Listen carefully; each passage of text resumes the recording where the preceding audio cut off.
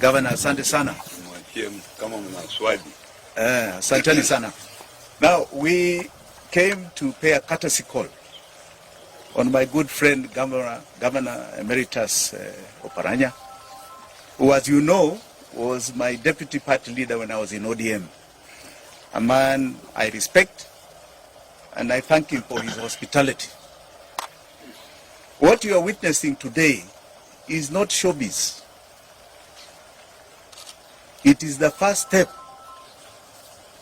to the birth of a future that is going to take us away from the pain of one William Samoei Ruto. And I need Kenyans to understand one thing. Kuna ushuru ambao unayatumiza, mambo ya uchumi na kila kitu. Lakini hata ukiwa na ugonjwa, even of your finger or your toe, mukisikia uchungu, mjua ni huyo ni nini? William Samoei Ruto. Any pain you have in you is because of one man called William Samoei Ruto. What you are seeing today is the beginning of a platform where we are saying we no longer can take this anymore. And we are even wondering, kama 4 years is too far. So I want you to just watch our steps keenly. And I want to thank all the leaders that joined this meeting. Watch our steps. Huku mbele kuna maneno mingi. Asanteni sana. God bless you.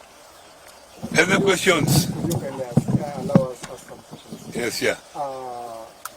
Mheshimiwa Wanjigi, that statement said that you are back to the house, you are back to the ODM house, because if you supported His Excellency Oparanya, are you back home?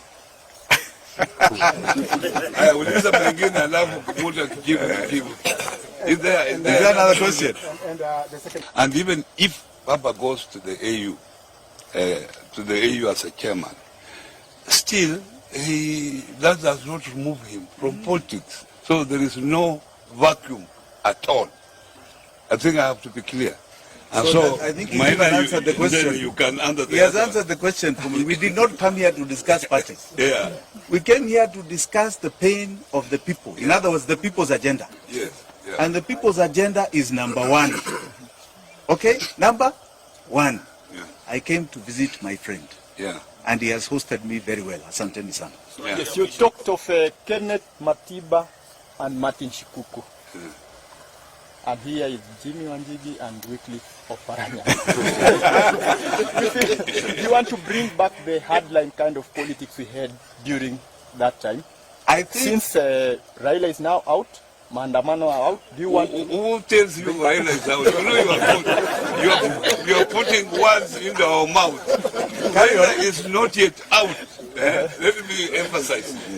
Raila is not yet out. Maandamano is not yet out. Because Maandamano is in the constitution.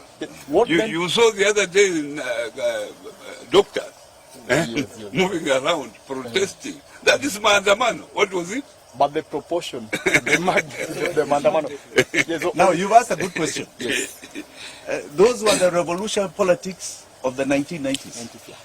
I have said continually, this is a time for revolution again. So don't ask about what kind of politics. You know the kind of politics revolution is about. It is here with us.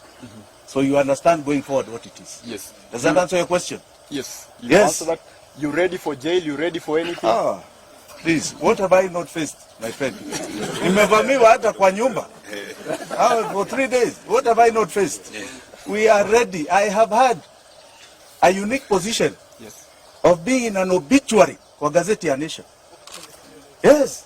Walisema I'm dead before I'm dead. Unajua, I think they gave me more life. Okay? I have been put in an obituary.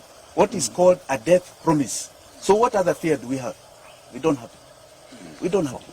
I think in a matter of time, we are done, so that maybe we can transmit our... Thank you. Yeah.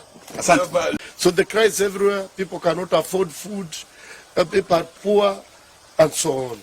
So as leaders, we must always consult and start discussing which way forward. Because actually we cannot continue like this when we are the representatives of people. We must keep on trying to find alternative ways of solving their problems. And that is where we are. Thank you.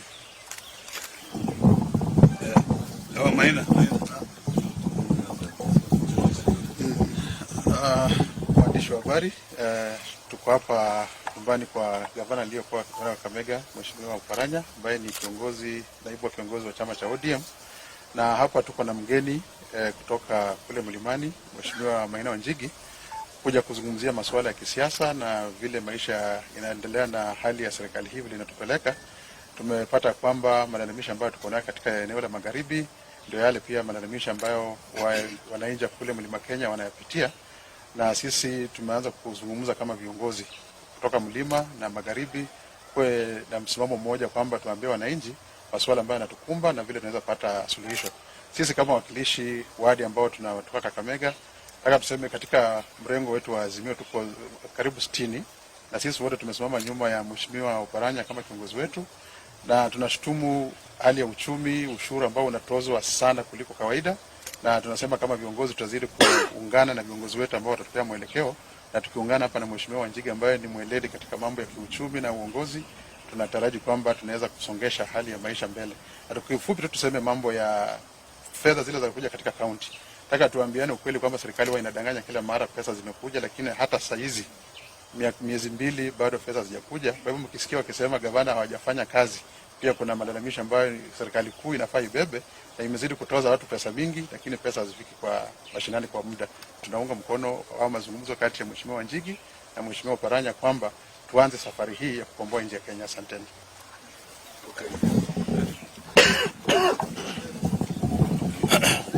Asante sana kama mjumbe, ninakaribisha nyinyi wote hapa.